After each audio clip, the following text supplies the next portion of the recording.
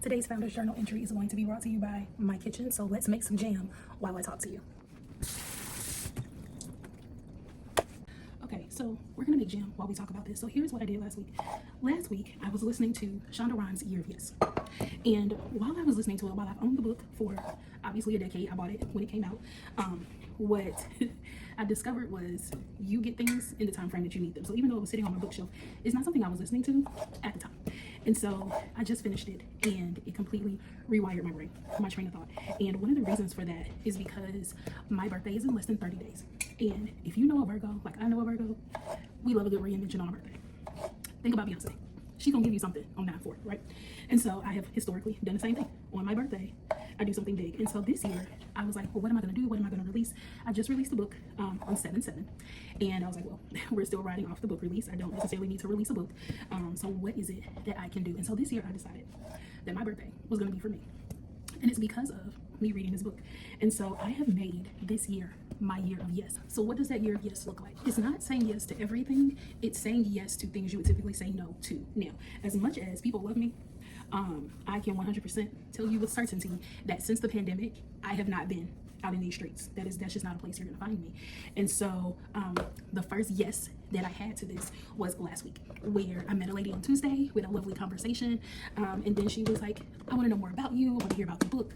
I wanna hear more about teaching me how to bake. Let's have lunch. And I was like, okay. And so it was my first yes. And it was an incredible lunch. So we go to lunch last week. And one of the things that I have been wanting to do for quite some time is to learn about wine. Not because I drink it, but because I'm a chef. And hanging around more chefs, I realized I need to know some things about wine. And so I was like, I want to know more things about wine, and come to find out this lady knows everything about wine that there is to know, right?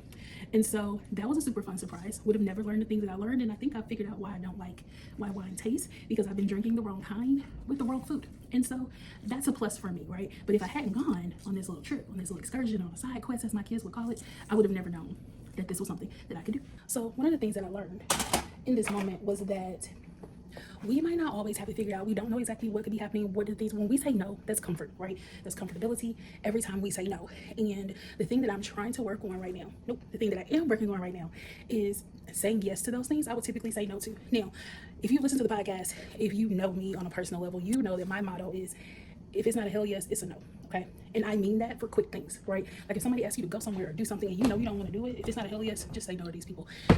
But in this situation, this is a little different. So the thing that we're looking at here is there an opportunity for me to learn something? Maybe. Is it going to be worth my time? Maybe. Is it requiring me to do something that's not immediately a no, right? So going to lunch with people or coffee dates, things of the sort, right? When you're thinking about the pros and cons of what's in it for me, trusting your intuition, you're going to know if somebody is just trying to get your time because they want to monopolize your time in a very selfish manner. And then there are other times that you're like, maybe let's see, right? And so this is a gamble for sure. And listening to Shonda's book helps me get to the point of understanding that if I want to grow my business and I want Teach Me How to Bake to be the multi-million-dollar corporation I know it can be, I need to know some people. There's no way for me to build in silence, build in a silo, and think that this is going to happen in the time frame I want it to happen. That's not how this works. And so that old saying that your network equals your net worth, well, I need to increase my network because my network right now, not where she needs to be. While we let the sugar and those strawberries come together and turn into a super yummy, delicious jam for my mommy, let's talk about what this looks like now and why I decided this was going to be my Founder's Journal. Number one, if you have not read Shonda Rhimes' Year, yes, I highly recommend it.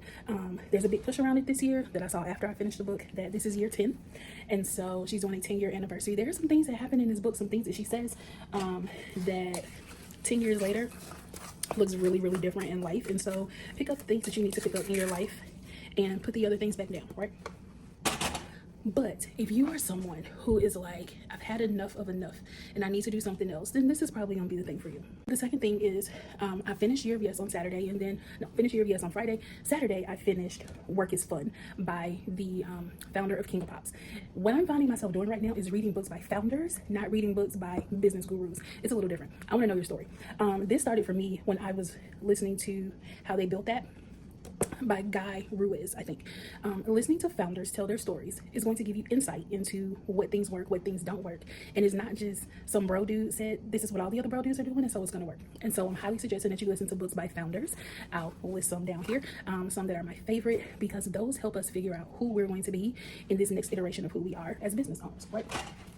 So that's one thing. Another thing is, if you are someone who feels really, really indecisive about making decisions, if it's not a hell yes, it's a no, it doesn't work for you, I'm going to give you a really simple tip on how you can make larger decisions. So you're going to use what's called the drip method. I'm currently listening to, my current book is Sunday. My current book that I'm listening to right now is Morgan DeBon, who is the CEO and founder of Blavity. In Morgan's book, chapter 8, maybe it's in section 3, she talks about the drip method. So you're going to define what your problem is. You're going to review the data. So what are the things that are the pros and cons of what you're doing? Imagine. This is where you literally allow yourself to imagine the outcome. And I would say allow for the best possible outcome while you're imagining, not the worst. Plan for the best, right? So we're imagining the best possible outcome in a situation. If you're a person who's like, I need to plan for the worst, if you imagine the worst possible outcome, but you don't die and no one in your family is going to die and no one gets hurt, then do it. And then you pick, right? You pick which way you're going to go. So use the drip method in order to make those decisions really, really quickly. So this is my wrap up for this week's Founders Journal. I have completed the Hello 7 Coach certification. I have knocked out 3 books this week, well, 2.5. Working on a 3rd book. All of them will be listed below with recommendations and ways to go further in your learning. But as a founder, there's something that we all have in common, and that is whatever it is we're doing, we might be the first, we might be the only, and there might not be a blueprint, and that's okay. That's why I started the Founders Journal.